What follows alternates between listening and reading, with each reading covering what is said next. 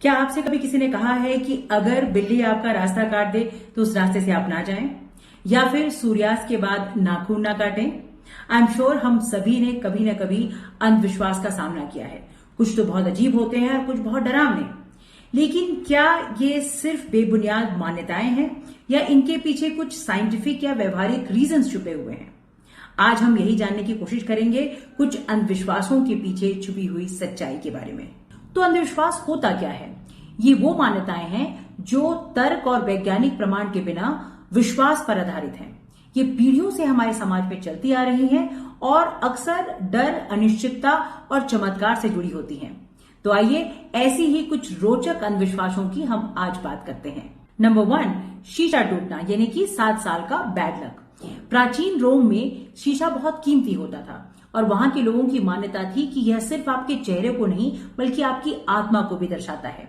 इसलिए अगर शीशा टूट गया तो यह माना जाता था कि आपकी आत्मा को नुकसान पहुंचता है। और 7 साल का कॉन्सेप्ट भी वहीं से आया, क्योंकि रोमन्स ये मानते हैं कि हर 7 साल में शरीर नया हो जाता है। तो अगर शीशा टूटा तो 7 साल का बैड लक आपके शरीर के साथ रहेगा और वो बैड लक खत्म हो जाएगा जब आपका शरीर भी नया हो जाएगा। है ना रोचक बात? नंबर 2, टच वुड हम सभी यूज करते हैं। पुराने जमाने में माना जाता था कि पेड़ों में देवी देवता या फिर आत्माएं रहती हैं।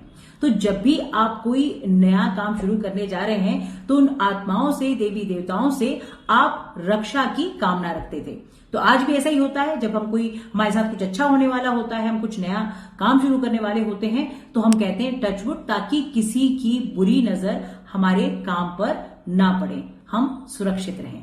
नंबर 3, मिर्ची और नींबू को अपने घर और दुकान के सामने लटकाना। कहते हैं कि नींबू का खट्टापन और मिर्ची का तीखापन बुरी नजर से बचाता है। एक और मान्यता के हिसाब से अगर आप मिर्ची और नींबू को देखें तो आपके अंदर उसका स्वाद आने लगता है, जिसके कारण आप उसे बहुत देर तक नहीं देख सकते। तो अगर आपकी नजर बुरी है तो आपकी नजर वहां से हट जाएगी। लेकिन साइंटिफिकली अगर आप माने तो नींबू और मिर्ची में कीटनाशक गुण होते हैं, जिसकी वजह से मक्खी, मच्छर और छोटे मोटे कीड़े मकोड़े दूर भागते हैं। तो ये एक तरह से हाइजीन और हेल्थ के हिसाब से अच्छा है। नंबर 4, अगर काली बिल्ली रास्ता काटे तो अशुभ। मध्यकालीन यूरोप में काली बिल्ली को जादू या अशुभ माना जाता था। लेकिन अगर आप जापान और स्कॉटलैंड की बात करें तो काली बिल्ली को देखना सौभाग्य की बात मानते हैं। ये 2 विपरीत विश्वास हैं।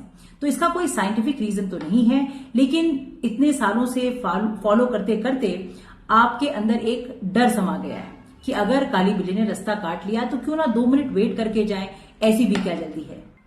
नंबर 5, सूर्यास्त के बाद नाखून नहीं काटना।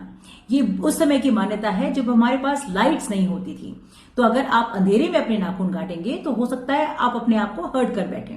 लेकिन आज आपके पास लाइट है, तो जब आप चाहें, अगर आपके नाखून बड़े हो गए हैं, गंदे हो गए हैं, तो आप उनको काट सकते हैं। तो हम अंधविश्वास क्यों मानते हैं? इसके पीछे मनोवैज्ञानिक कारण है।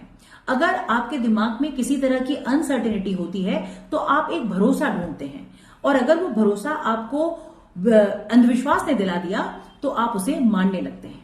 इसी तरह से आपका दिमाग लगातार पैटर्न्स ढूंढता है, वो चीजों को जोड़ने की कोशिश करता है, चाहे उसका वास्तविकता से कोई कनेक्शन हो चाहे ना हो। जैसे कि आप ये सोच लेते हैं कि अगर मैं रेड कलर की शर्ट पहनता हूं तो मेरा इंटरव्यू अच्छा होता है। आपने प्लेसिबो इफेक्ट के बारे में सुना होगा। एक एक्सपेरिमेंट में कुछ बीमार लोगों को दवाइयां दी गई। उस दवाई का उस बीमारी से कोई कनेक्शन नहीं था, लेकिन वो सारे लोग ठीक हो गए। ये इसलिए हुआ क्योंकि उन लोगों ने विश्वास कर लिया कि एक अच्छे डॉक्टर ने हमें दवाई दी थी और वो दवाई हमारी बीमारी को ठीक कर देगी, और वो ठीक भी हो गए।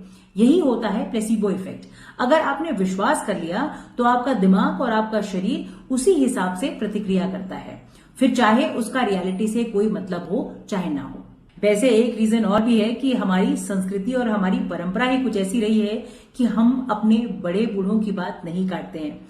अगर उन्होंने कुछ कहा तो हम बिना कुछ सवाल पूछे, बिना कोई लॉजिक ढूंढे उसको फॉलो करने लगते हैं। यही तो है भारत की सुंदरता। अंत में मैं यही कहना चाहूंगी कि अंधविश्वास हमारे अतीत की झलक है। ये दिखाते हैं कि उस जमाने में कैसे लोग बिना वैज्ञानिक संसाधनों के जीवन को समझने की कोशिश करते थे, और मैं ये कहना चाहूंगी कि उनका अंदाजा बहुत हद तक सही था।